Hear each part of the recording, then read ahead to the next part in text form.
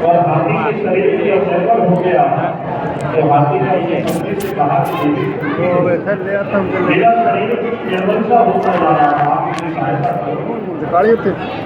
तो उसके पत्नी ने कहा, अपने बच्चे से कहा कि बेटा आप जाकर के उन्हें बचाइए।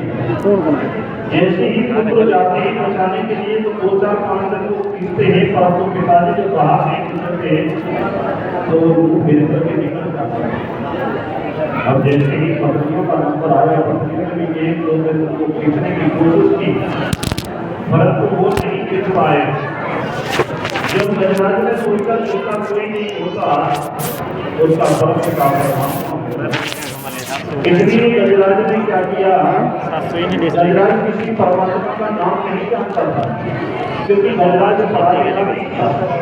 इसलिए उन्होंने एक ही शब्द बोला कि जिसने दुनिया को बनाया, जो दुनिया का लय करता है, जो दुनिया का पालन करता है, आज वो मेरी आदत की रक्षा परंतु सभी देवता वहां खड़े हुए हैं और सभी देवता ये पूछते हैं न जाने गजराज किसका नाम है। परंतु गजराज को किसी का नाम याद ही नहीं था, न किसी का पता था। इसलिए मेरे गोविंद जी खड़े हो गए और मेरे गोविंद ने सोचा जो किसी का नाम नहीं होता वही मेरा नाम। इसलिए भगवान ने देखा और गरुड़ को बुलाया, और गरुड़ जैसी आया तो गरुड़ से कहा गया कि गरुड़ चलो देखो गजराज संकट में है कि गजराज को बचाना चाहिए।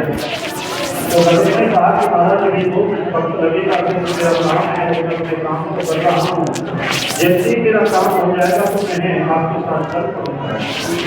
परंतु वहाँ गजराज को क्या, गरुड़ जी को अभिमान, इसलिए भगवान ने सोचा गजराज की तो बात का बचा के पहले जैसे ही गरुड़ जी वहाँ बैठे हुए थे तो गरुड़ जी को तुरंत बुलाया गया और इसलिए उन्होंने जैसे ही गरुड़ से कहा भगवान ने कि नहीं गरुड़ हम कहीं नहीं चलते, आप आइए, आप आके बैठिए तो सही। तो गरुड़ ने कहा कि भगवान आप चलना चाहते थे ना, आप चलिए मैं चलता हूँ। तो भगवान ने अपनी उंगली रख करके कहा कि गरुड़ आप छोड़ करके नहीं जाइए। गरुड़ ने कहा कि भगवान आप पूरा बैठ जाइए तभी तो मैं उड़ूंगा। तो उन्होंने कहा कि नहीं नहीं, आज मेरी उंगली उड़ेगी, आज गरुड़ में पूरा नहीं बैठ सकता। इसलिए गरुड़ ने जैसे ही अपना पक्ष फैलाया, पसीना पसीना हो गया, परंतु गरुड़ नहीं उड़ पाया। तब भगवान ने कहा कि गरुड़ अपने मन में अभिमान करते हो, आप ये सोचते हो कि लोगों की नाम को लेकर के मैं होता हूँ। अरे पागल, तुम्हें ये नहीं पता मैं खुद तुम्हें अपने कमजों में दबा करके लेकर के होता हूँ। तुम तो मेरी एक शोभा हो, इसलिए मैं तुम्हें लेकर के होता हूँ।